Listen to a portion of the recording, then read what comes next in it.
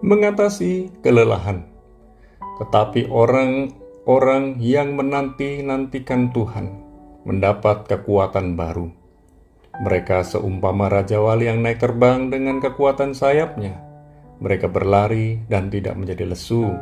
Mereka berjalan dan tidak menjadi lelah. Yesaya 40 ayat 31. Setiap hari kita diperhadapkan dengan banyak tantangan dan ujian kehidupan. Tantangan dan kehidupan yang kita hadapi dapat menyebabkan kelelahan. Tentu kita pernah mengalami kelelahan, bukan? Namun sayangnya tak semua orang tahu bagaimana cara mengatasi kelelahan. Kelelahan dapat disebabkan oleh banyak faktor. Oleh sebab itu, mari kita belajar apa yang menyebabkan kelelahan.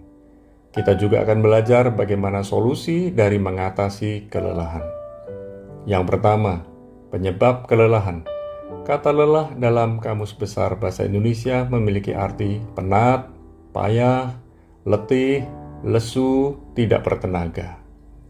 Dari beberapa arti lelah ini, kita dapat belajar bahwa kelelahan merupakan suatu hal yang sangat tidak mengenakan. Mari kita belajar beberapa penyebab kelelahan. Kita dapat kelelahan karena kecapean dalam bekerja, belajar, melayani, berolahraga, dan lain sebagainya. Kita dapat kelelahan karena kebosanan. Penyebab kebosanan karena kita melakukan sesuatu hal yang sama dengan cara yang sama, namun kita menginginkan hasil yang berbeda. Kebosanan juga dapat terjadi karena apa yang kita lakukan tidak mencapai keberhasilan. Kita dapat kelelahan karena kita mengalami kebingungan.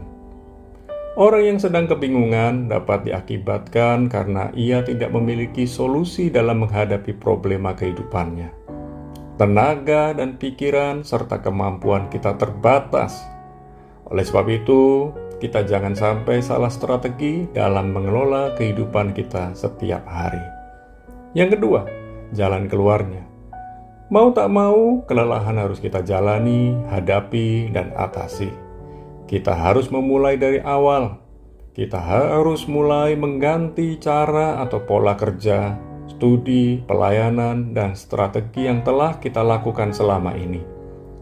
Kita harus berkembang dan berubah mengikuti perkembangan zaman. Jika kita tidak mau berubah, maka kita akan digilas oleh perubahan. Kita juga harus belajar mengatur jadwal secara teratur.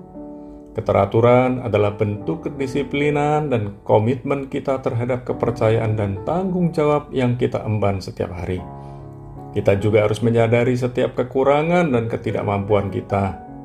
Kerendahan hati sangat dibutuhkan dalam menyadari setiap kekurangan dan ketidakmampuan kita. Kita harus berubah dan mengatasi hal ini sesegera mungkin. Kemudian kita harus berseru minta hikmat dari Tuhan. Matius 11 ayat 28. Mari kita menyadari setiap keterbatasan kita. Kita juga harus memiliki waktu istirahat yang cukup. Jangan bekerja, studi, melayani terlalu keras.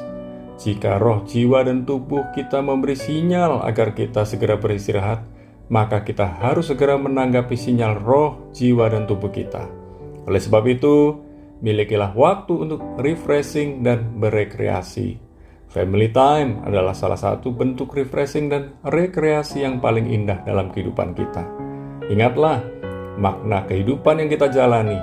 Jangan sampai kita kelelahan sehingga motivasi kita dalam bekerja, melayani, dan studi menjadi kendor. Setiap orang dapat mengalami kelelahan, namun kita harus tahu mengapa kita kelelahan dan segera mengatasi kelelahan kita.